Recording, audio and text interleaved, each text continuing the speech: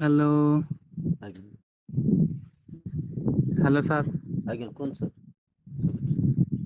Hello. Sir ଆପଣଙ୍କ video ଦେଖିବା ପାଇଁ ମୁଁ ଦେଖିଲି, ସେଥିପାଇଁ ଫୋନ କରିଛି ଆଉ। ଆଚ୍ଛା ଆଚ୍ଛା। ହଁ କୁହନ୍ତୁ ସାର୍ ସାର୍ କୋଉଠୁ? ଆପଣ କହୁଥିଲେ କି ହୁଁ ହୁଁ। ଆହମ୍ ବ୍ରହ୍ମ ମାନେ ଆମେ ନିଜେ ହିଁ ବ୍ରହ୍ମ। ଆଜ୍ଞା। ସେତି ବିଷୟରେ ଟିକେ ଭଲରେ ମାନେ ଖୋଲିକି କହିଲେ ଆମେ ଟିକେ ଜାଣିପାରିବୁ ନା। ଆଜ୍ଞା ଆଜ୍ଞା। ଅ, ଏ ଯେଉଁ ପ୍ରଶ୍ନ ଆପଣ ପଚାରିଲେ ଏଇଟା ହେଲା ମାନେ ଏଇ ଜିନିଷକୁ ଚିହ୍ନିବା ହିଁ ଆଧ୍ୟାତ୍ମିକତାର ସର୍ବୋଚ୍ଚ ପ୍ରାପ୍ତି। ବୁଝିପାରୁଛନ୍ତି? ହୁଁ ସାର୍। ଏଇଟା ଛୋଟ କଥା ତ ନୁହଁ, ବିରାଟ ମାନେ ବିଶାଳ ପ୍ରଶ୍ନ ଏଇଟା। ଧୀରେ ଧୀରେ ଗୋଟେ ଗୋଟେ ଜିନିଷକୁ ପରଖିବାକୁ ପଡ଼ିବ। ଶରୀର କଣ, ନିଜକୁ ଆମେ ଶରୀର ମାନିଛେ, ତ ଶରୀରକୁ ସର୍ବପ୍ରଥମେ ପରଖିବାକୁ ପଡ଼ିବ। ଶରୀର ପରେ ଶରୀରକୁ ଅନ୍ନମୟ କୋଷ କୁହାଯାଇଛି, ତାପରେ ପ୍ରାଣମୟ କୋଷ, ତାପରେ ମନୋମୟ କୋଷ, ମନକୁ ପରଖିବାକୁ ପଡ଼ିବ। ତାପରେ ବିଜ୍ଞାନମୟ କୋଷ, ତାପରେ ଆନନ୍ଦମୟ କୋଷ, ତାପରେ ସେ ବ୍ରହ୍ମ ଅଛନ୍ତି। ତ ଗୋଟେ ଗୋଟେ ସ୍ଥିତିକୁ ଆଗ ପରଖିବାକୁ ପଡ଼ିବ। ତାପରେ ଶରୀର କେମିତି ନିର୍ମାଣ ହେଉଛି, ଶରୀର କେମିତି ପରିଚାଳନା ହେଉଛି, ବୁଝିପାରୁଛନ୍ତି? ଦେହରୁ ସେ ଦେହିକୁ ଯିବାକୁ ପଡ଼ିବ। ଆଉ ସାଧନାର କିଛି ବିଧି ଅଛି। ତା ଦେହରେ ଦେଖନ୍ତୁ ବହୁତ ସାରା ଭିଡ଼ିଓ ଅଛି। ଗୋଟେ ଗୋଟେ ଭିଡ଼ିଓ ଦେଖିଲେ ଧୀରେ ଧୀରେ ସମୟ ଆସିବ, ଧୀରେ ଧୀରେ ବୁଝିପାରିବେ। ସାର୍ ଟିକେ ଖାଲି ଗୋଟିଏ ମୋର ପ୍ରଶ୍ନ ଅଛି, ଖାଲି କହିଦିଅନ୍ତୁ ଆଉ। ହଁ ହଁ ହଁ କୁହନ୍ତୁ। ସାର୍ ମୁଁ କହିବା କଥା କି ଯଦି ନିଜେ ଆମେ ବ୍ରହ୍ମ, ଆଜ୍ଞା। ତାହେଲେ ବ୍ରହ୍ମର ପୁଣି ମୃତ୍ୟୁ କେମିତି ହଉଛି, ଜନ୍ମ କେମିତି ହଉଛି, କେମିତି ସବୁ ଏସବୁ ହଉଛି କେମିତି? ହଁ ପୁଣି ହଁ। ତାର କର୍ମର ଫଳ ସେ ପାଉଛି।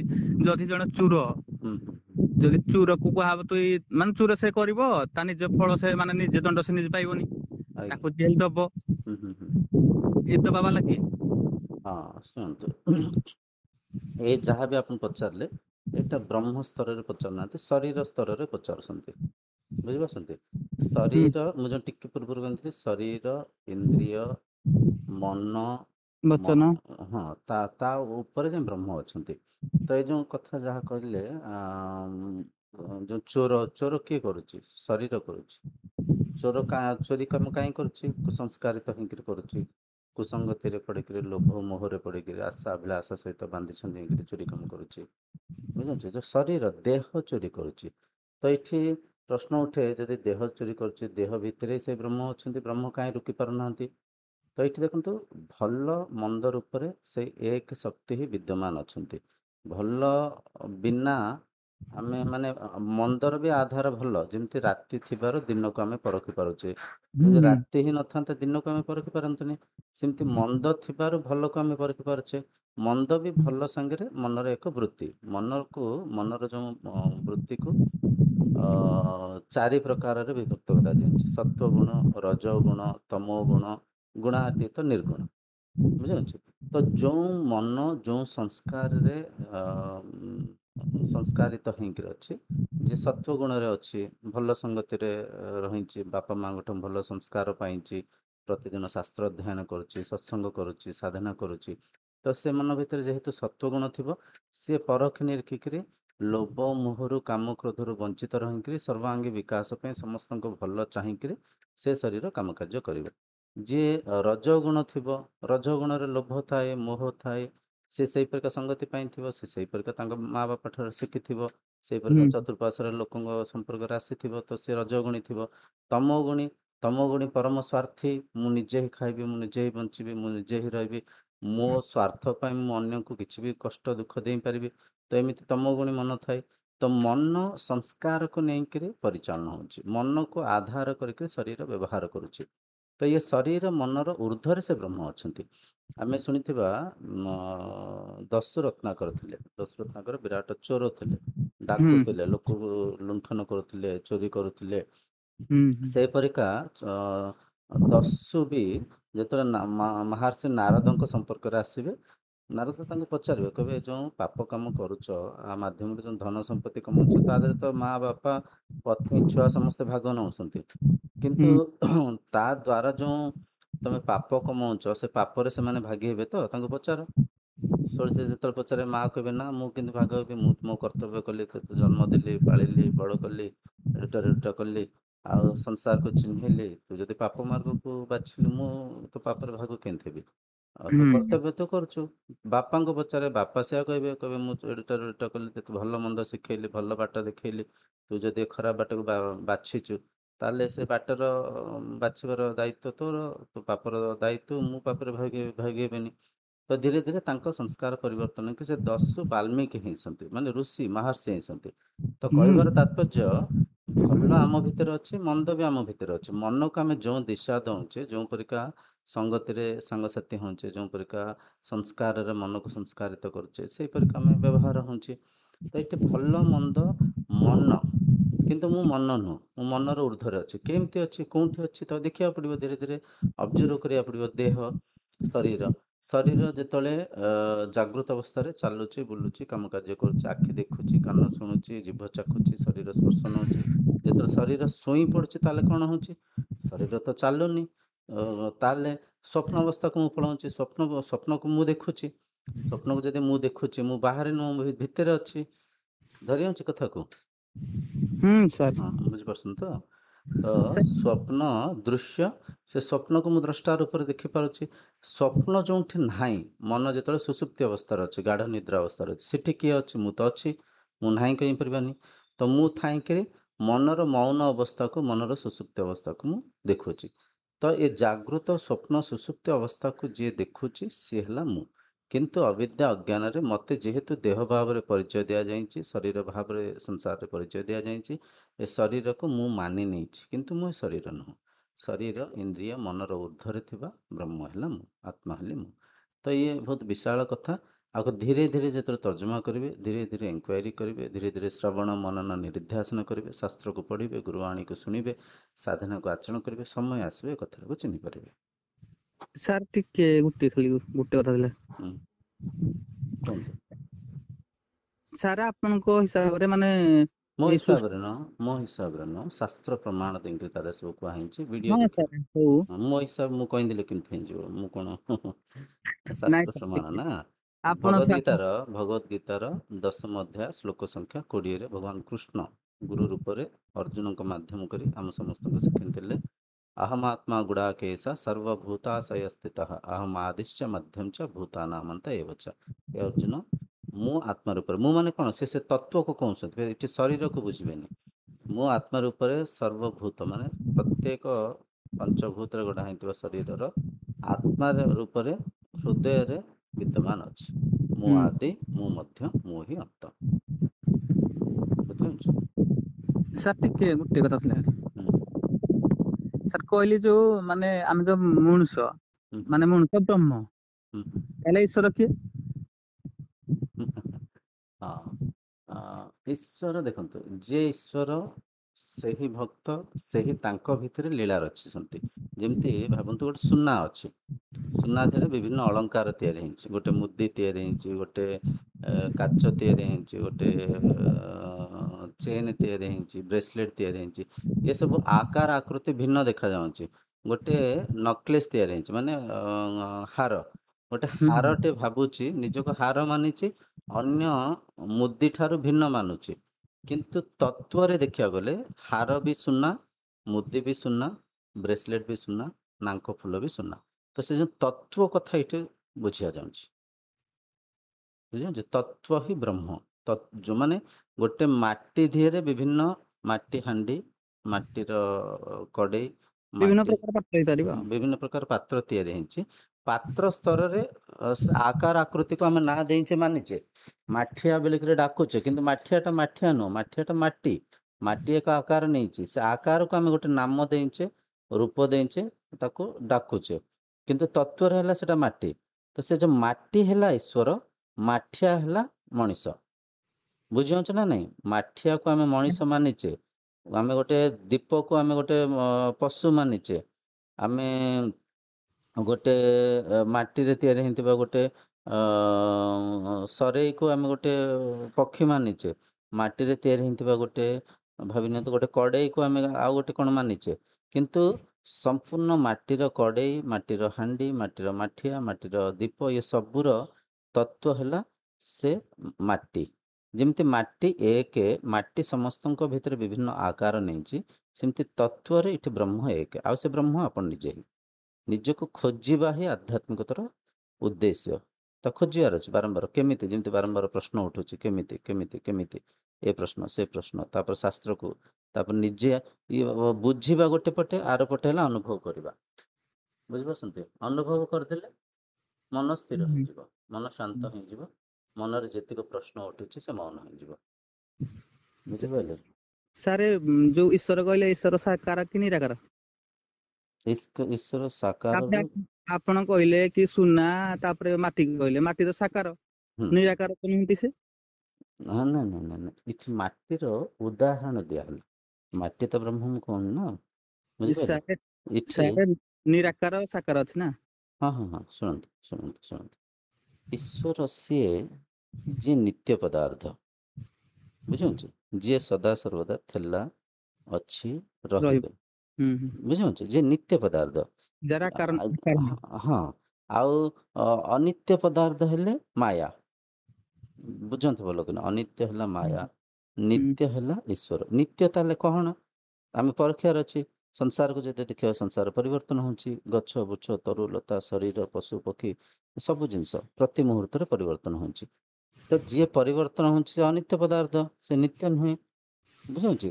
ତାପରେ ଆମେ ଯଦି ଦେଖିବା, ଧୀରେ ଧୀରେ ଅନ୍ତର୍ଯାତ୍ରା କରିବାର ଅଛି। ବାହାର ଶରୀରକୁ ଦେଖିଲେ, ଗଛ ବୃକ୍ଷକୁ ଦେଖିଲେ, ଘର ଦ୍ୱାରକୁ ଦେଖିଲେ, ପ୍ରତି ଜିନିଷ ପ୍ରତି ମୁହୂର୍ତ୍ତରେ ପରିବର୍ତ୍ତନ ହେଉଛି।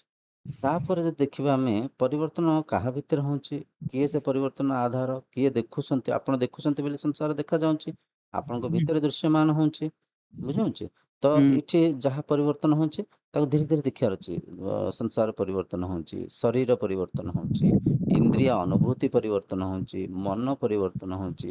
କିନ୍ତୁ ମନର ଯେଉଁ ଦ୍ରଷ୍ଟା, ମନର ଯେଉଁ ସାକ୍ଷୀ, ମନର ଊର୍ଦ୍ଧ୍ୱରେ ଯେଉଁ ଶକ୍ତି ଅଛନ୍ତି, ତାଙ୍କୁ ଦେଖିବା ଯଦି ସେ ପରିବର୍ତ୍ତନ ହେଉନାହାନ୍ତି, ତ ସେ ଅନ୍ତରରେ ବସିଥିବା ନିରାକାର ସେ ଯେଉଁ ତତ୍ତ୍ୱ, ଯିଏ ସବୁ ଆକାର ରୂପରେ ବିଦ୍ୟମାନ ଅଛନ୍ତି, ତ ସେ ପରିବର୍ତ୍ତନ ହେଉନାହାନ୍ତି, ସେ ନିତ୍ୟ ପଦାର୍ଥ। ତ ସେ ନିତ୍ୟ ପଦାର୍ଥକୁ ଚିହ୍ନିଲେ ଆପଣ ଜାଣିପାରିବେ କିଏ ପରିବର୍ତ୍ତନ ହେଉନି, କିଏ ପରିବର୍ତ୍ତନ ହେଉଛି। ଯିଏ ପରିବର୍ତ୍ତନ ହେଉଛି ସେ ଅନିତ୍ୟ ପଦାର୍ଥ, ସେ ମାୟା। ଯିଏ ପରିବର୍ତ୍ତନ ହେଉନି ସେ ନିତ୍ୟ ପଦାର୍ଥ, ସେ ବ୍ରହ୍ମ, ସେ ଆପଣ। ସାର୍ ଟିକେ ଯୋଉ ଜଣେ କହିଥିଲେ କି ପରମାତ୍ମା ଜଣେ ନେ ଜୀବାତ୍ମା ଜଣେ, ଆମେ ହଉଛନ୍ତି ଜୀବାତ୍ମା, ପରମାତ୍ମା ଯେ ଆତ୍ମା ସ୍ୱରୂପ ନାଇଁ ସାର୍, ପରମାତ୍ମା ହଉଛନ୍ତି ଯେ ଈଶ ବାସ ଇଦମ୍ ସର୍ବମ୍ ଜଗତ୍ କାଁ ଜଗତ୍ ତେଜନ ତେଜନ, ମାନେ ସେ ସବୁ ଜାଗାରେ ଅଛନ୍ତି, ସେ ହଉଛନ୍ତି ପରମାତ୍ମା। ଆମ ଶରୀରରେ ଯିଏ ଅଛନ୍ତି ସେ ହଉଛି ଜୀବାତ୍ମା। ଆଚ୍ଛା ଆଚ୍ଛା ଆଚ୍ଛା, ହଁ, ଆପଣଙ୍କ କଥାକୁ ନେଇକରି ଆମେ ବୁଝିବା, ତର୍ଜମା କରିବା। ଜୀବାତ୍ମା, ମୁଁ ଜୀବାତ୍ମା କହୁଛନ୍ତି, ସାର୍। ମୋ ଠାରୁ ଭିନ୍ନ ପରମାତ୍ମା ଅଲଗା ଅଛନ୍ତି କହୁଛନ୍ତି। ସାର୍। କେମିତି ଅଛନ୍ତି? ଆପଣଙ୍କ ବିନା ଆମେ ଯେଉଁ ଈଶ୍ୱରଙ୍କୁ କହିବା, ରାମ କି କୃଷ୍ଣ କି ଶିବ କି କୌଣସି ଆକାରକୁ ମାନିବା, ସର୍ବପ୍ରଥମେ ଆକାରକୁ ମାନିବା, ତାପରେ ନିରାକାର ଆଡ଼କୁ ଯିବା। ଆପଣଙ୍କ ବିନା ଆକାର କେଉଁଠି ଅଛି? ଆପଣଙ୍କ ବିନା ରାମ କେଉଁଠି ଅଛନ୍ତି? ଆପଣଙ୍କ ବିନା କୃଷ୍ଣ କେଉଁଠି ଅଛନ୍ତି? ଆପଣଙ୍କ ବିନା ପରମାତ୍ମା କେଉଁଠି ଅଛନ୍ତି? ଯିଏ ପରମାତ୍ମାକୁ ଆପଣ କିଛି ବି ଭାବନ୍ତୁ, ଗୋଟେ ଶକ୍ତି ଭାବନ୍ତୁ, ଗୋଟେ କିଛି ଅଲୌକିକ ଆକାର ଭାବନ୍ତୁ, କିଛି ବି ଭାବନ୍ତୁ, ଆପଣଙ୍କ ବିନା ଅନୁଭବ କରୁଥିବା ଦ୍ରଷ୍ଟା ବିନା ଦୃଶ୍ୟ କେଉଁଠି ଅଛି? ଦୃଶ୍ୟ କେମିତି ଅଛି କୁହନ୍ତୁ ମୋତେ, ଉତ୍ତର ଦିଅନ୍ତୁ। ମୋ ପ୍ରଶ୍ନ ବୁଝିପାରିଲେ ନା ନାହିଁ?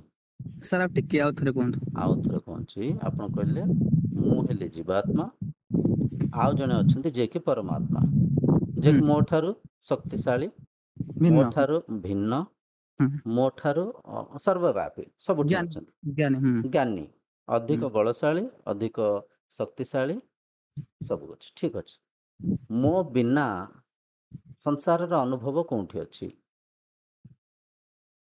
ବହୁତ ଗଭୀର କଥାକୁ ଶାନ୍ତ ମନରେ ପରଖିବେ, ସେମିତି ତରତର ବାଜିକିରି କିଏ କ'ଣ କହିଦେଲା କାହା କଥାକୁ ମାନିକିରି ବସିବେନି। ଆପଣଙ୍କ ବିନା ସଂସାରର କୌଣସି ଅସ୍ତିତ୍ୱ ଅଛି କି? ଆଉ ଟିକେ ଭଲ କରି ବୁଝନ୍ତୁ, ଶୁଣନ୍ତୁ ଶୁଣନ୍ତୁ ଶୁଣନ୍ତୁ। ଐଖା ଭାବିବା, ଐଖା ପରମାତ୍ମାକୁ ଛାଡ଼ି ଦିଅନ୍ତୁ, ପରମାତ୍ମାକୁ ଛାଡ଼ି ଦିଅନ୍ତୁ। ମୋତେ ଗୋଟେ ବଡ଼ ଭାଇ ମାନନ୍ତୁ, କିମ୍ବା ଗୋଟେ ଗୁରୁ ମାନନ୍ତୁ, କିମ୍ବା ଗୋଟେ ଶାସ୍ତ୍ରୀ ମାନନ୍ତୁ, ବୁଝିପାରିଲେ? ମୋତେ ଗୋଟେ ବଡ଼, ଆପଣଙ୍କ ଠାରୁ ଟିକେ ଭିନ୍ନ ମାନନ୍ତୁ, ମୋତେ ପ୍ରଶ୍ନ ପଚାରୁଛନ୍ତି, ମାନେ ମୁଁ ଟିକେ ଜ୍ଞାନରେ ଅଧିକ ଅଛି, କିମ୍ବା ମୋ ପାଖରେ ଶକ୍ତି ଟିକେ ଅଧିକ ଅଛି, ହୁଁ ଏଇପରିକା ମାନିଛନ୍ତି ନା ନାଇଁ? ହୁଁ ହୁଁ ଆଚ୍ଛା, ଆପଣଙ୍କ ବିନା ମୁଁ ଅଛି କି? ପରଖିକିରି କହିବି, ଭାବିକିରି କହିବି, ଫଟାକ୍ ସେ କହିବେନି କିଛି କଥା। ଆପଣଙ୍କ ବିନା ମୋର ଅସ୍ତିତ୍ୱ ଅଛି କି?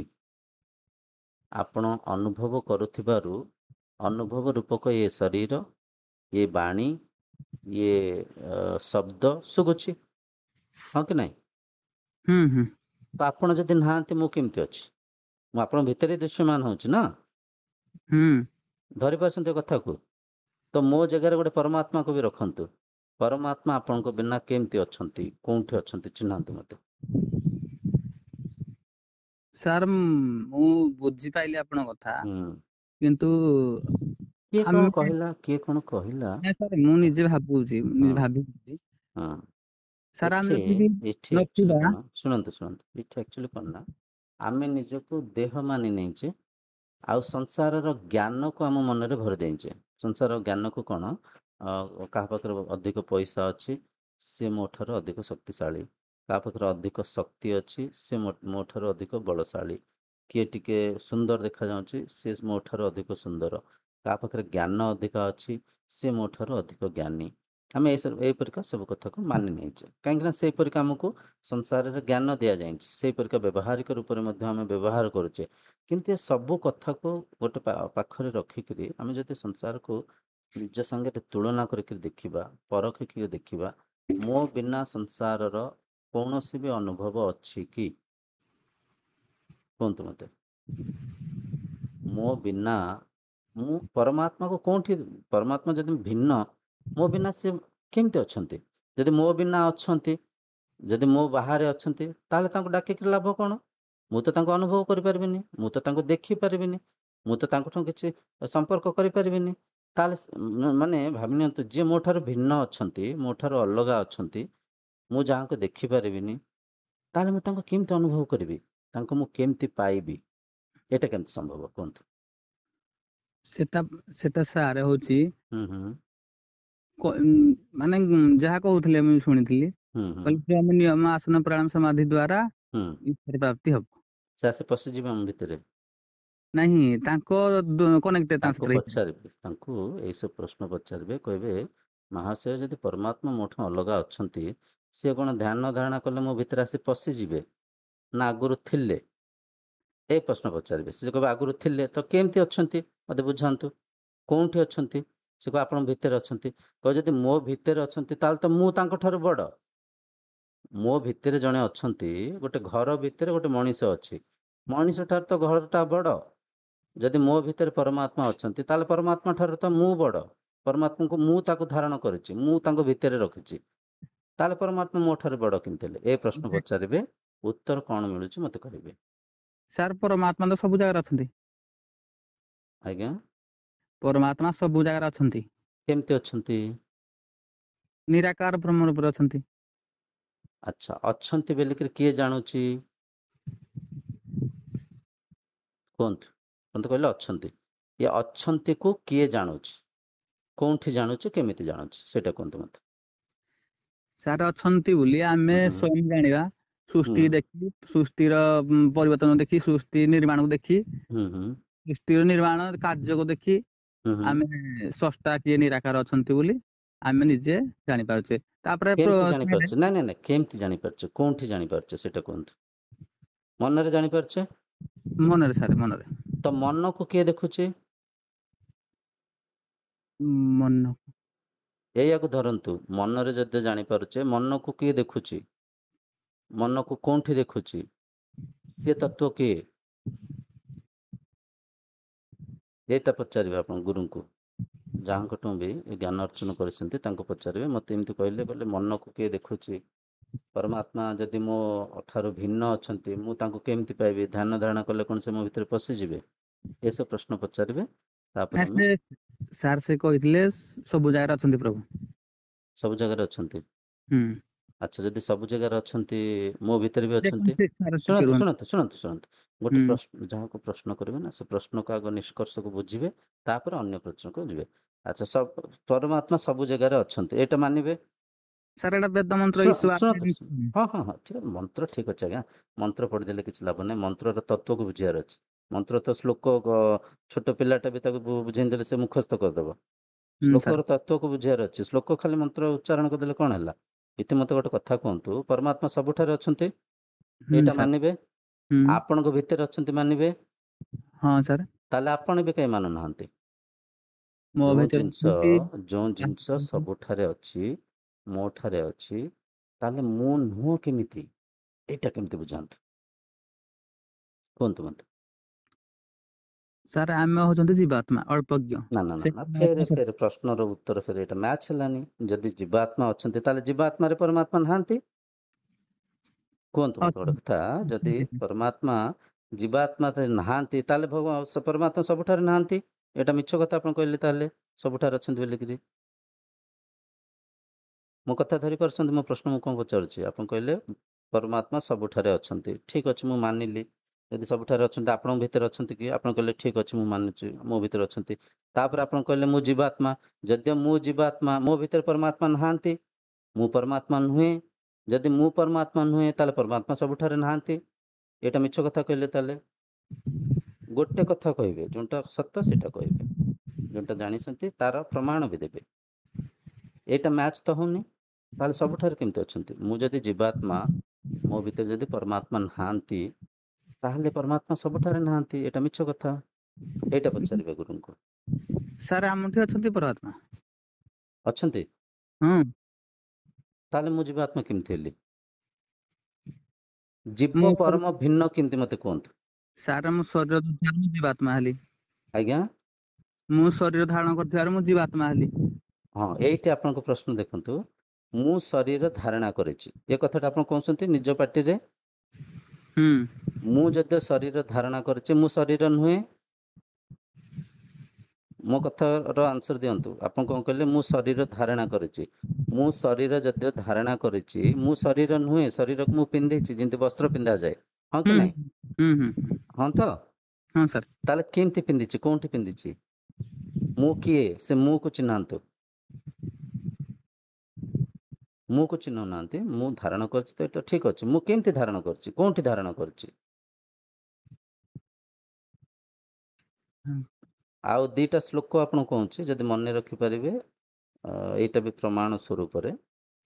ମାଣ୍ଡୁକ୍ୟ ଉପନିଷଦର 7ମ ମନ୍ତ୍ର, ୟତଦୃଶ୍ୟମ୍ ଆଗ୍ରାହ୍ୟମ୍ ଆଗୋତ୍ରମ୍ ଆବର୍ଣ୍ଣମ୍ ଆଚକ୍ଷୁଷୋତ୍ରମ୍ ତଦପାଣିପାଦମ୍ ନିତ୍ୟಂ ବିଭୁମ୍ ସର୍ବଗତମ୍ ସୁସୂକ୍ଷ୍ମମ୍ ତଦ୍ବ୍ୟାୟମ୍ ୟଦ୍ଭୂତୟୋନି ପରିପଶ୍ୟନ୍ତି ଧୀରା। ଏଇଟା ମୁଣ୍ଡକ ଉପନିଷଦ କହିଥିଲି। ମୁଣ୍ଡକ ଉପନିଷଦର ପ୍ରଥମ ମୁଣ୍ଡକର 6ଠ ମନ୍ତ୍ର। ମୁଣ୍ଡକ ଉପନିଷଦ ପ୍ରଥମ ମୁଣ୍ଡକ ପ୍ରଥମ ଖଣ୍ଡ 6ଠ ମନ୍ତ୍ର। ଏତାଦୃଶ୍ୟମ୍ ଆଗ୍ରାହ୍ୟମ୍ ଆଗୋତ୍ରମ୍ ଆବର୍ଣ୍ଣମ୍ ଆଚକ୍ଷୁଷୋତ୍ରମ୍ ତଦପାଣିପାଦମ୍ ନିତ୍ୟಂ ବିଭୁମ୍ ସର୍ବଗତମ୍ ସୁସୂକ୍ଷ୍ମମ୍ ତଦ୍ବ୍ୟାୟମ୍ ୟଦ୍ଭୂତୟୋନି ପରିପଶ୍ୟନ୍ତି ଧୀରା। ଆର ଆଂଶିକ ଟିକେ ଉତ୍ତରକୁ ବୁଝନ୍ତୁ। ସର୍ବଗତମ୍ ସୁସୂକ୍ଷ୍ମର ଅର୍ଥ ହେଲା ସବୁଠାରେ ସେଇ ପରମାତ୍ମା ବ୍ୟାପିକରେ ଅଛନ୍ତି। ସୁସୂକ୍ଷ୍ମ ମାନେ ସୂକ୍ଷ୍ମରୁ ସୂକ୍ଷ୍ମ ଭାବରେ ରହୁଛି। ସର୍ବଗତମ୍ ସୁସୂକ୍ଷ୍ମ ଏତାଦୃଶ୍ୟମ୍ ଆଗ୍ରାହ୍ୟମ୍ ଆଗୋତ୍ରମ୍ ଆବର୍ଣ୍ଣମ୍ ଆଚକ୍ଷୁଷୋତ୍ରମ୍ ତଦପାଣିପାଦମ୍ ନିତ୍ୟಂ ବିଭୁମ୍ ସର୍ବଗତମ୍ ସୁସୂକ୍ଷ୍ମମ୍ ତଦ୍ବ୍ୟାୟମ୍ ୟଦ୍ଭୂତୟୋନି ପରିପଶ୍ୟନ୍ତି ଧୀରା। ଯେଉଁ ଧୀ ପୁରୁଷ, ଯେଉଁ ସାଧକ ସେ ସତ୍ୟକୁ ଚିହ୍ନି ଦିଅନ୍ତି, ସେ ଭୂତ ଲୋକରେ ଥାଇକିରି ଅମରତ୍ୱ ଅଜରତ୍ୱକୁ ପ୍ରାପ୍ତ କରନ୍ତି। ସେ ଅବିନାଶୀ ଆତ୍ମା ହେଇଯାଆନ୍ତି। ଏକରେ। ଦ୍ୱିତୀୟ ହେଲା ମାଣ୍ଡୁକ୍ୟ ଉପନିଷଦର ଯେଉଁ 7ମ ମନ୍ତ୍ର କହିଥିଲି, ନା ଅନ୍ତଃ ପ୍ରଜ୍ଞାନା ବହିଃପ୍ରଜ୍ଞାନା ଉଭୟତ ପ୍ରଜ୍ଞାନା ପ୍ରଜ୍ଞାନ ଘନମ୍ ନା ପ୍ରଜ୍ଞମ୍ ନା ଅପ୍ରଜ୍ଞମ୍ ଆଦୃଶ୍ୟମ୍ ଆବ୍ୟବହାର୍ୟମ୍ ଆଗ୍ରାହ୍ୟମ୍ ଆଲକ୍ଷଣମ୍ ଆଚିନ୍ତୟम् अव्यपदेशम् एकात्म प्रत्ययसारं प्रपंचम उपशमम शांतम शिवम अद्वैतम चतुर्थम मन्यन्ते सा आत्मा सविज्ञ। एकात्म प्रत्यय सारम माने से एक आत्मा हला प्रत्येक वस्तु पदार्थर सार तत्व मूल तत्व। एटा हला द्वितीय प्रमाण। तृतीय प्रमाण जो आम कथा हेतले, अहमात्मा गुडाकेश सर्वभूताशय स्थितः अहम आदिश्च मध्यम च भूतानामंत एव च। मुहि आदि मुहि मध्य मुहि परिवर्तन रूप परिवर्तित मध्य होछि, माने मु एक एठी भी कुआ जाइछि। बुझि होछि? हाँ ब्रो। हाँ, तो ए तीनटा हला ପ୍ରମାଣ, ଶାସ୍ତ୍ରର ପ୍ରମାଣ। ଦ୍ୱିତୀୟ, ଆପଣ ଯେଉଁ ପ୍ରଶ୍ନ ବି କରୁଛନ୍ତି, ଆପଣ ବି ଯେଉଁ ଉତ୍ତର ବି ଦେଉଛନ୍ତି, ସେ ଉତ୍ତରର କିଛି ନିଷ୍କର୍ଷ ବାହାରୁନି। ଆପଣ କହୁଛନ୍ତି ମୁଁ ଜୀବାତ୍ମା ପରମାତ୍ମା ମୋଠୁ ଅଲଗା ଅଛନ୍ତି। ଆଚ୍ଛା, ମୋ ବିନୁ ସିଏ ଅଲଗା କେମିତି ଅଛନ୍ତି? ଯଦି ଅଲଗା ଅଛନ୍ତି, ପରମାତ୍ମା ସବୁଠାରେ ନାହାନ୍ତି। କଥା ଧରି ଅଛି ନା ନାହିଁ? ଆପଣ କହୁଛନ୍ତି ମୁଁ ଶରୀରକୁ ଧାରଣ କରିଛି, ମୁଁ ଜୀବାତ୍ମା। ମୁଁ ଯଦି ଶରୀରକୁ ଧାରଣ କରିଛି, ମୁଁ ଶରୀର ନୁହଁ। ମୁଁ ଯଦି ଆତ୍ମା, ତାହେଲେ ମୁଁ ଆତ୍ମା କେମିତି ଅଛି ସେଇଟାକୁ ବୁଝନ୍ତୁ ଆଗ। ବୁଝିଲା? ଏଟା ଆକ୍ଚୁଆଲି ବିରାଟ ସାଗର। ଆକୁ କିଏ କ'ଣ କହିଲା କାହା କଥା ମାନିବେନି। ସେ କଥାଟାକୁ ଚିହ୍ନିଆ ଯାଏ ତାଙ୍କୁ ପଚାରିବେ ପ୍ରଶ୍ନ। ଯେମିତି ମୁଁ ପ୍ରଶ୍ନ ପଚାରୁଛି, ଏଇଟା କେମିତି, ଏଇଟା କେମିତି, ଏଇଟା କେମିତି, ସାର୍ ଠିକ ଠିକ। ସମୟ ଆସିବ ତାକୁ ଧରିପାରିବେ। ଠିକ ଅଛି, ସାର୍ ରଖିବା। ଗୋଟିଏ ଖାଲି କଥା କହିଦିଅନ୍ତୁ ସେଟା। ନାଇଁ ନାଇଁ, ଶୁଣନ୍ତୁ, ଏ କଥା ନା ଛିଣ୍ଡିବନି। ଦିନ ରାତି ଚର୍ଚ୍ଚା ହେଲେ ବି ଛିଣ୍ଡିବନି। ଆପଣଙ୍କ ପ୍ରଶ୍ନର ବି ମୁଁ ପ୍ରଶ୍ନ ପଚାରୁଛି, ଆପଣ କିଛି କହିପାରିଲେନି। ଆଉ ମୁଁ ବି 2-4ଟା ପ୍ରଶ୍ନ ପଚାରୁଛି। ଆଉ ତା ଦେହରେ ଭିଡ଼ିଓ ଅଛି, ଦେଖନ୍ତୁ। ତା ଦେହରେ ସବୁ ଉପରେ ଭିଡ଼ିଓ ଅଛି। ଗୋଟେ ଦେଖିବେ କେନ ଉପନିଷଦ ଉପରେ ହେଇଛି, ମାଣ୍ଡିକ୍ୟ ଉପନିଷଦ ଉପରେ ହେଇଛି। କାହିଁକିନା ସମୟ ବହୁତ ମୂଲ୍ୟବାନ। ମୁଁ ଗୋଟେ ଜାଗାରେ ବସିଛି, କିଛି କାମ ଏଠି ଚାଲିଛି, ତ ଅଧିକ ସମୟ ମୁଁ ଦେଇପାରିବିନି। ଆଉ ଯେତିକି କଥା ହେଲେ ଏ କଥାକୁ ତର୍ଜମା କରି ତା ଚ୍ୟାନେଲରେ ବହୁତ ସାରା ଭିଡ଼ିଓ ଅଛି, ତାକୁ ସବୁ ଦେଖନ୍ତୁ। ଆଉ ମଝି ମଝିରେ କେତେବେଳେ କେତେବେଳେ କଥା ହେବା। ଆପଣ ନାଁ କ'ଣ କହିଲେ? ସାର୍ ମୋ ନାଁ ହଉଛି ନନ୍ଦକିଶୋର। ନନ୍ଦକିଶୋର ବାବୁ, କ'ଣ କରନ୍ତି ଆପଣ? ସାର୍ ମୁଁ ପାଠ ଛାଡିଛି ଏବେ, ଘରେ ଅଛି ଘରେ ଅଛି ଆଉ। ଆଚ୍ଛା ଆଚ୍ଛା, କୋଉଠି ଆପଣଙ୍କ ଘର କୋଉଠି କହିଲେ? ଘର ହଉଛି ସାର୍ ହିନ୍ଦଳ, ଆଚ୍ଛା, ହିନ୍ଦୋଳ, ଢେଙ୍କାନାଳ। ଢେଙ୍କାନାଳ ସାର୍। ଓ, ସୁନ୍ଦର ସୁନ୍ଦର ସୁନ୍ଦର, ବଢ଼ିଆ ବଢ଼ିଆ। ଆଉ ଗୋଟେ କଥା ମନେ ରଖନ୍ତୁ, କିଏ କୁହନ୍ତୁ କ'ଣ ସାର୍। କହିଲା କାହା କଥାକୁ ମାନି ନେବେନି, ତାକୁ ତର୍ଜମା କରିବେ। ସାର୍ ଆଉ ନିହାତି। ଏଇଟା ହେଲା ଗୋଟେ ବିରାଟ ସାଇନ୍ସ। ଏଟା ହେଲା ବିରାଟ ସାଗର। ଏ ସାଗରରେ ବାରମ୍ବାର ବୁଡ଼ିବାକୁ ପଡ଼ିବ। ଏ ସାଗରକୁ ବାରମ୍ବାର ଗୋଟେ କଥା, ଗୋଟେ ପ୍ରଥମ ହେଲା ଜ୍ଞାନ ମାଧ୍ୟମରେ ଆମେ ପରଖିବା, ଧ୍ୟାନ ମାଧ୍ୟମରେ ତାକୁ ଅନୁଭବ କରିବା।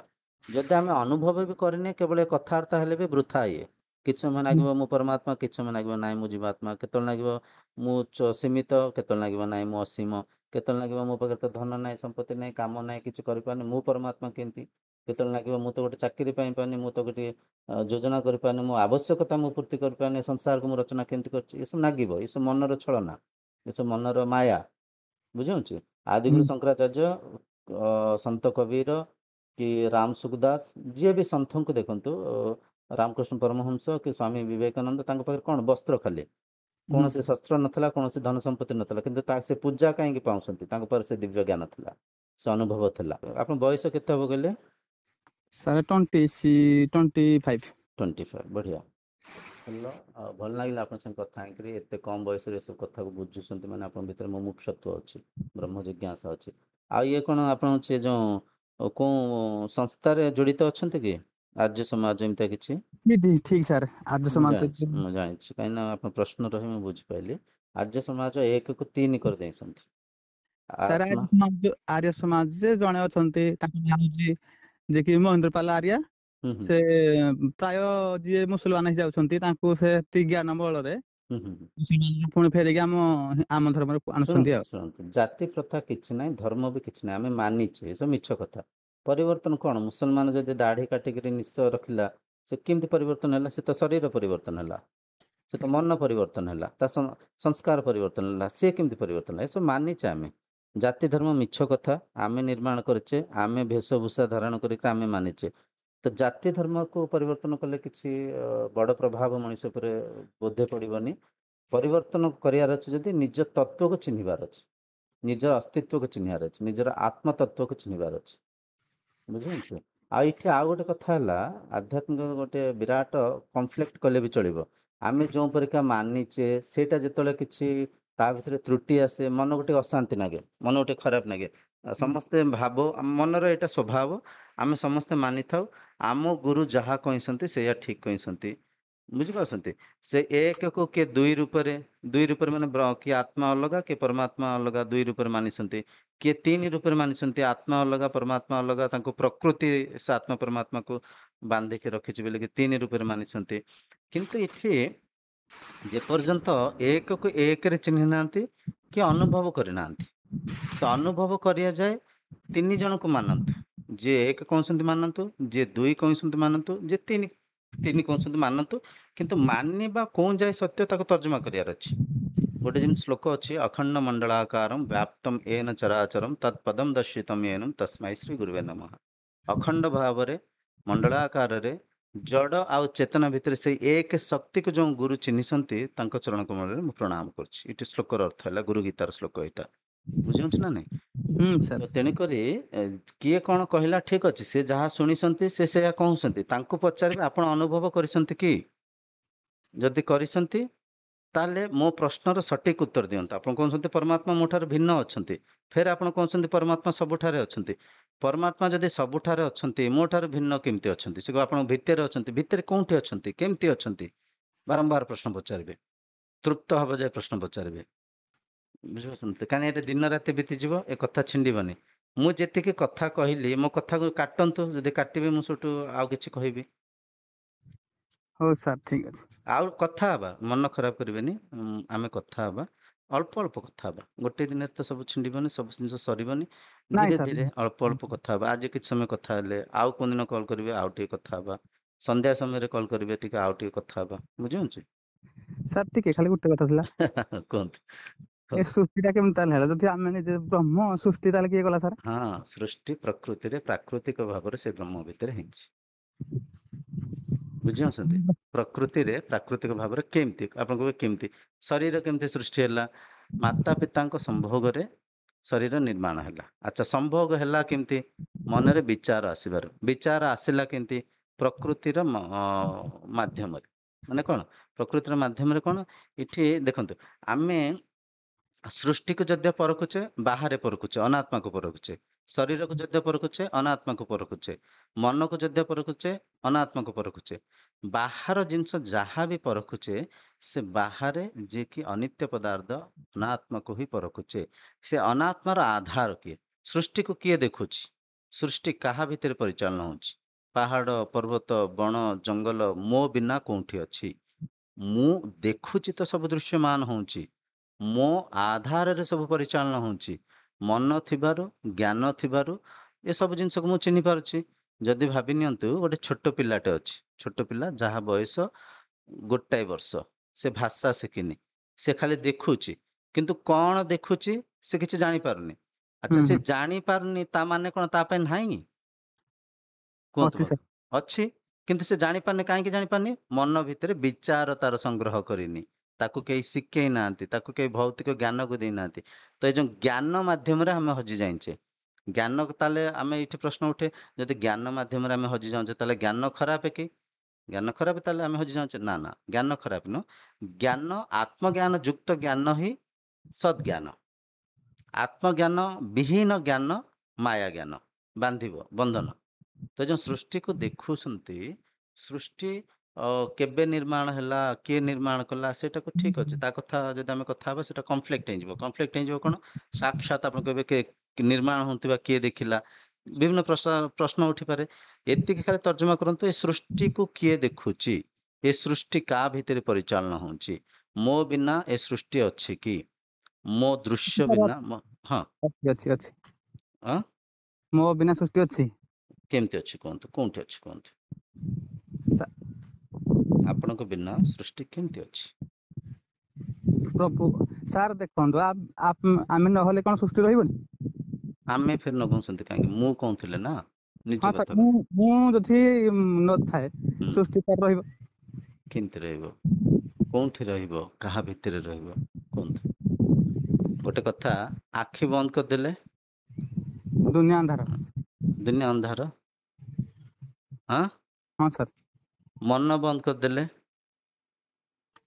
ମନ ବନ୍ଦ କରିଦେଲେ ପୁରା ଅନ୍ଧାର, ଆହୁରି ଅନ୍ଧାର। ବୁଝିପାରୁଛନ୍ତି? କୁହନ୍ତୁ ସାର୍। ତ ଯଦି ମନ ବନ୍ଦ କରିଥିଲେ, ମନ ମୌନ ହେଇଗଲା, ସବୁ କିଛି ଥାଇକିରି ବି ନାହିଁ। ହଁ ସାର୍, ଥିବ। ନାଇଁ ନାଇଁ, ଥିବ ମାନିଛି ଆଜ୍ଞା, ଥିବ ନୁହଁ, ତା ପ୍ରାକ୍ଟିକାଲ ପରଖନ୍ତୁ। ଥିବ ଆମେ ଯେଉଁ ମାନିବାକୁ ଆ ସାଙ୍ଗରେ ଯୋଡ଼ନ୍ତୁନି। ଆକ୍ଚୁଆଲି ପ୍ରାକ୍ଟିକାଲି ଦେଖନ୍ତୁ ସବୁ ଜିନିଷକୁ। ପ୍ରାକ୍ଟିକାଲି କ'ଣ? ରାତିରେ ଶୋଇ ପଡ଼ିଲେ, ସୁଷୁପ୍ତି ଅବସ୍ଥାକୁ ପଳେଇଲେ, ମନ ମୌନ ହେଇଗଲା। ଯେଉଁଠି ମନ ମୌନ ହେଇଗଲା, ତାହେଲେ ମନ ବିନା ସଂସାର କୋଉଠି ଅଛି? ଆପଣ କହିବେ ଫେର ଆଖି ଖୋଲିଲାକୁ ସବୁ ଦେଖାଯାଉଛି, ସେଇଟା ତ ଦୃଶ୍ୟମାନ ହେଉଛି। କେମିତି ଦୃଶ୍ୟମାନ ହେଉଛି? ଯେତେବେଳେ ମୁଁ ଜାଗ୍ରତ ଅବସ୍ଥାକୁ ଆସୁଛି, ମୋ ସାଙ୍ଗରେ ଦୃଶ୍ୟମାନ ହେଉଛି। ମୁଁ ନଥିଲେ କେମିତି ଅଛି? ଯେତେବେଳେ ମୁଁ ତ ସୁଷୁପ୍ତି ଅବସ୍ଥାକୁ ପଳେଇଲି, ମନ ମୌନ ହେଇଗଲା, ମନ ଯଦି ମୌନ ହେଇଗଲା ତ ସଂସାର ଥାଇକିରି ବି କିଛି ନାହିଁ। ଯଦି ନାହିଁ ଅଛି ବୋଲିକିରି କେମିତି କହିବି ମୋ ବିନା? ଇଏ ସବୁ ହେଲା ମନର ସ୍ତରରେ, ସବୁ କିଛି ବିଚାରର ସ୍ତରରେ ଆମେ ମାନିଛେ, ସବୁ ତମେ ତାକୁ ଧାରଣା କରୁଛେ। କିନ୍ତୁ ବିଚାରର ଯିଏ ସାକ୍ଷୀ, ମନର ଯିଏ ଦ୍ରଷ୍ଟା, ସିଏ ହେଲେ ମୁଁ। କେମିତି ମୁଁ? ପ୍ରମାଣ ଏଠି ଦିଆଯାଉଛି। ଯେତେବେଳେ ଶୋଇ ପଡୁଛ ମନ ମଇନ ହେଇଯାଉଛି, କିଛି ବିଚାର ନାହିଁ। ବିଚାର ନାହିଁ ତା ମାନେ ମୁଁ ନାହିଁ କହିପାରିବିନି, ମୁଁ ଅଛି। ମୁଁ ରାତିରେ ଶୋଇଲି, ସକାଳେ ଉଠିଲି, ମୁଁ କହୁଛି ବଢିଆ ନିଦ ହେଲା, ଭାରି ଶାନ୍ତିରେ ଶୋଇଲି। ଯଦି ଭଲ ନିଦ ହେଲା, ଶାନ୍ତିରେ ମୁଁ ଶୋଇଲି, ତ ମୁଁ ଅନୁଭବ କରିଛି। ଅନୁଭବ ନାହିଁ କହିପାରିବାନି। ଯଦି ଅନୁଭବ କରିଛି, କିଏ କରିଛି? ମୁଁ କରିଛି। ଯଦି ମୁଁ ଅନୁଭବ କରିଛି, ମୁଁ ଅଛି, ମୁଁ ନାହିଁ କହିପାରିବାନି। ମୁଁ ଅଛି କିନ୍ତୁ ମନ ନାହିଁ, ମନ ମୌନ ହେଇଯାଉଛି। ଯୋଉଠି ମନ ନାହିଁ ସୃଷ୍ଟି ବି ନାହିଁ। ତ ମନ ନାହିଁ ସୃଷ୍ଟି ନାହିଁ, କାହିଁକି ନାହିଁ? ମୁଁ ମୌନ କରିଦେଇଛି ମନକୁ। ତ ଇଏ ସବୁ କାହା ଦ୍ୱାରା ପରିଚାଳନା ହେଉଛି? ମୋ ଭିତରେ, ମୋ ଦ୍ୱାରା, ମନ ମାଧ୍ୟମରେ ପରିଚାଳନା ହେଉଛି। ମୁଁ ଅଛି। ତ ମୁଁ ଯେତେବେଳେ ଜାଗ୍ରତ ଅବସ୍ଥାକୁ ଆସୁଛି, ଜାଗ୍ରତ ଅବସ୍ଥାରେ ଯେତେବେଳେ ମନ ଇନ୍ଦ୍ରିୟଙ୍କୁ ଅନୁଭବ କରୁଛି, ସେତେବେଳେ ସୃଷ୍ଟି ପରିଚାଳନା ହେଉଛି। ଯଦି ମୁଁ ମୌନ ମନକୁ କରିଦେଉଛି, ସବୁ ଥାଇକିରି ନଥାଏ। ତ ମୋ ବିନା କୋଉଠି ଅଛି ସୃଷ୍ଟି? କୁହନ୍ତୁ ଏଠି। ସାର୍ ଯଦି ମଣିଷ ମାନେ ନ ରହିବେ, କଣ ସୃଷ୍ଟି ରହିବ ନାହିଁ ସାର୍? କଣ କହିଲେ? ଯଦି ସମସ୍ତ ମଣିଷ ନ ରହିବେ, ତାହେଲେ ସୃଷ୍ଟି କଣ ରହିବନି ସାର୍? ନା, ସମସ୍ତ ମଣିଷ ଆଡକୁ କାହିଁ ଯାଉଛନ୍ତି? ସମସ୍ତ ମଣିଷ ଫେର ଅନାତ୍ମ ତତ୍ଵ ଆଡକୁ ଫେର କାହିଁ ଯାଉଛନ୍ତି? ନିଜକୁ ପରଖନ୍ତୁ ନା। ଆଧ୍ୟାତ୍ମିକତା ହେଲା ନିଜର ଅନୁସନ୍ଧାନ କରିବା। ମୁଁ କିଏ? ମୁଁ କିଏ? ମୁଁ କୋଉଠି ଅଛି? ମୁଁ ପରମାତ୍ମା ଠାରୁ ଭିନ୍ନ କେମିତି ଅଛି? ମୋ ବିନୁ ଭିନ୍ନ ସୃଷ୍ଟି କେମିତି ଅଛି? ସେଇଟା ପରଖନ୍ତୁ। କାହିଁକିନା ବାହାର କଥା ଯେତେ କଥା ହବ, ମୁଁ କହିଲି ନା, କନଫ୍ଲିକ୍ଟ ହବ ଫେରେ। କାହିଁକିନା ବାହାର କଥା ଏ ଭାରି ଅଡୁଆ କ୍ଷୟ ଏଇଟା। ବୁଝିପାରୁଛନ୍ତି? ମୋ ବିନା ସୃଷ୍ଟି କେମିତି ଅଛି ସେଇଟା କୁହନ୍ତୁ। ମୁଁ ତ ଆଖି ବନ୍ଦ କରିଦେଲେ ଅନ୍ଧାର ହେଇଯାଉଛି। ମୁଁ ତ ମନକୁ ମୌନ କରିଦେଲେ ସବୁ ଥାଇକିରି ବି ନଥିଲା ଭଳିଆ ହଉଛି। ତାହେଲେ ମୋ ବିନା ସଂସାର କେମିତି ଅଛି? ପ୍ରଭୁ ଥାଇକି ନଥିଲା ଭଳିଆ, ତେଣୁକରି ଥାଇ ମୁଁ ଅଛି। ଅଛି ତ ସବୁ ଅଛି, ମୋ ଭିତରେ ସବୁ ଅଛି। କିନ୍ତୁ ମୁଁ କୋଉଠି ଅଛି ପରଖନ୍ତୁ ଆଗ। ମୁଁ କୁ ପରଖନ୍ତୁ। ମୋ ବିନା ପରମାତ୍ମା କେମିତି ଅଛନ୍ତି? ଗୁରୁଙ୍କୁ ପଚାରିବେ। ଯାହାଙ୍କୁ ଗୁରୁ କରିଛନ୍ତି ତାଙ୍କୁ ପଚାରିବେ, ଆଜ୍ଞା ମତେ ଜଣେ ବ୍ୟକ୍ତି ଥିଲେ, ପାଗଳିଆ କଥା କହିଲେ, ଘଣ୍ଟାଏ ମୋ ସାଙ୍ଗରେ ତର୍କ କଲେ, ତାଙ୍କ ନାଇଁ କଥା ସାର୍, ନା କହିବେ ନା। କାହିଁକିନା ମତେ ଯେ ପର୍ଯ୍ୟନ୍ତ ଆପଣ ବୁଝିନାହାନ୍ତି, ମୁଁ ଆପଣଙ୍କ ପାଇଁ ପାଗଳ, ଏଇଟା ସତ। ମୁଁ ଆପଣଙ୍କ ପାଇଁ ମୂର୍ଖ। କାହିଁକି ମୂର୍ଖ? ମୋ କଥା ଆପଣ ଧରି ପାରୁନାହାନ୍ତି, ବୁଝି ପାରୁନାହାନ୍ତି। ଆପଣ ନିଜ ଗୁରୁକୁ ପଚାରନ୍ତୁ। ଗୋଟେ ପାଗଳିଆ ଲୋକ ସାଙ୍ଗରେ ମୁଁ 1.5 ଘଣ୍ଟା ଆଜ୍ଞା ସମୟ ବୃଥା କଲି। ସେ କହୁଛନ୍ତି ମୋ ବିନୁ ପରମାତ୍ମା କେମିତି ଅଛନ୍ତି? ମୋ ଭିତରେ ସବୁ ଅଛି। ଏଇଟା କେମିତି ସେ କହୁଛନ୍ତି? ତାଙ୍କୁ କହିବେ, ମୁଁ ତାଙ୍କ ସାଙ୍ଗରେ କଥାବାର୍ତ୍ତା ହେବି। ସେ ମତେ ଯଦି ଚିହ୍ନେଇ ଦେବେ, ମୁଁ ତାଙ୍କ ଶିଷ୍ୟତ୍ୱ ଗ୍ରହଣ କରିବି। ବୁଝିପାରିଲେ? ହଉ ଠିକ ସାର୍, ଠିକ ଅଛି। ଆଉ ଜାଗା କଥା ମନେ ରଖିବେ। ଯଦି କିଛି ସନ୍ଧାନ ପାଇବ କହିବେ ଆମେ। ଆଉ ଧୀରେ ହଁ ଧୀରେ ଗୋଟେ କଥା ଏତିକି ମନେ ରଖନ୍ତୁ, ହଠାତ୍ କୌଣସି କଥାକୁ ଆମେ ଚିହ୍ନି ପାରିବାନି। ଧୀରେ ନାଇଁ ଧୀରେ ସାର୍। ଧୀରେ ଧୀରେ ସମୟ ଲାଗିବ। ଆଉ ଆଧ୍ୟାତ୍ମିକତାରେ ମନେ ରଖିଥିବେ, କୌଣସି କଥାକୁ ମାନିକିରି ବସିଯିବେନି, ତାକୁ ଚିହ୍ନିବା ଯାଏ ପ୍ରଚେଷ୍ଟା କରିବେ। ଖାଲି ମାନିକି ବସିଗଲେ ସେମିତି ରହିଯିବେ, ଅଧୁରା ଜ୍ଞାନରେ ରହିଯିବେ। ଶ୍ଲୋକ ପଢିବେ, ମନ୍ତ୍ର ପଢିବେ, ବ୍ୟାଖ୍ୟା କରିବେ, କିନ୍ତୁ ସତ କଣ ଚିହ୍ନି ପାରିବେନି। ଯେମିତି ମଳୟ ପବନରେ, ମାନେ ମଳୟ ପର୍ବତରେ ଅନେକ ଗଧମାନେ ଚନ୍ଦନ କାଠକୁ ଭୋଉଥାନ୍ତି, କିନ୍ତୁ ତା ସୁଗନ୍ଧକୁ ନେଇ ପାରନ୍ତିନି। ସାର୍। ସେମିତି ଶ୍ଲୋକକୁ ମନ୍ତ୍ରକୁ ମୁଖସ୍ଥ କରିକିରି ଖାଲି ବୋଲିଦେଲେ ହବନି। ସେ ଶ୍ଲୋକର ଅର୍ଥ କଣ? ସେ ଶ୍ଲୋକ ମାଧ୍ୟମରେ କୋଉ ତତ୍ଵର ଆମେ ପ୍ରଚାର କରୁଛେ, ସେ ତତ୍ଵ କୋଉଠି ଅଛି, ତାକୁ ଚିହ୍ନିବାର ଅଛି। ତାକୁ ଚିହ୍ନିବା ଯାଏ, ଅନୁଭବ କରିବା ଯାଏ ପ୍ରଶ୍ନ ପଚାରିବେ। ଆଉ ଯିଏ ବି ପଚାରୁଛନ୍ତି ତାଙ୍କ ପ୍ରଶ୍ନକୁ ଧୈର୍ଯ୍ୟ ସହିତ ଶୁଣିବେ, ସହନ ଶକ୍ତି ସହିତ ତାକୁ ମନନ କରିବେ, ଶାସ୍ତ୍ରକୁ ମାଧ୍ୟମ କରିକିରି ତାକୁ ତୁଳନା କରିବେ। ତେବେ ଯାଇ ସତ୍ୟ ପାଖରେ ପହଞ୍ଚିଯିବେ। ଆଉ ଧୈର୍ଯ୍ୟ ରଖିବେ। ସବୁଠୁ ବଡ ହେଲା ଧୈର୍ଯ୍ୟ। ଧୈର୍ଯ୍ୟ ନ ରଖିକିରି ମୁଁ ଯାହା ମାନିଛି ସେଇଆକୁ ହିଁ ସତ୍ୟ କହିବା ପାଇଁ ନାଇଁ ଯଦି ନାଇଁ ପ୍ରୟାସ କରିବେ, ତାହେଲେ ସତ୍ୟକୁ ଚିହ୍ନି ପାରିବେନି, ବାଟ ବଣା ହେଇଯିବେ। ସାର୍, ମଣିଷ ଜୀବନରେ ବୁଝିପାରୁଛନ୍ତି? ସତ୍ୟକୁ ଗ୍ରହଣ କରିବା, ଅସତ୍ୟକୁ ତ୍ୟାଗ କରିବା। ଯେମିତି ଜଣେ ସାଇଣ୍ଟିଷ୍ଟ ଅଛନ୍ତି, ସେ ସବୁ ଜିନିଷକୁ ରିସର୍ଚ୍ଚ କରନ୍ତି, ତର୍ଜମା କରନ୍ତି, ଏଇଟା କଣ ସେଇଟା କଣ, ତା ଦେହରେ ଶିଖିଲେ ଆ ଦେହରେ ଶିଖିଲେ, ଅନ୍ତତଃ ଯାଇକିରି ତା ରେଜଲ୍ଟକୁ ସେ ମାନନ୍ତି। ସେମିତି ତର୍ଜମା କରିବାକୁ ରିସର୍ଚ୍ଚ କରିବେ। ବୁଝିହେଲା? ଠିକ ଅଛି, ଭଲ ଲାଗିଲା କଥା ଆପଣଙ୍କ ସାଙ୍ଗରେ। ହରି ଓମ୍, ହଉ। ରଖୁଛି।